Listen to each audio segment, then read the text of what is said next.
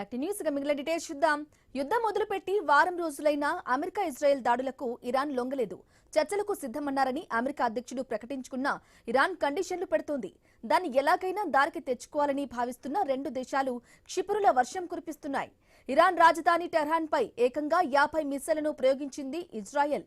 రాజధాని నడిబొడ్డున supreme leader గా చేసిన అయతుల్లా అలీ ఖమీనీ కోసం ఏర్పాటు చేసిన బంకర్లను ధ్వంసం చేసింది.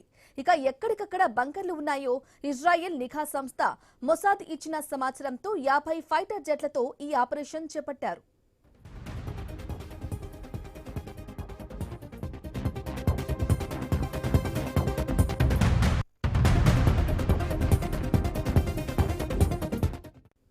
అయతుల్లా అలీ ఖమీనీ కోసం బంకర్లు నిర్మించినా ఆయన వాడుకోలేకపోయారు. ఎందుకంటే యుద్ధం తొలినాళ్లలోనే ఆయన్ను అంతం చేసింది ఇజ్రాయెల్.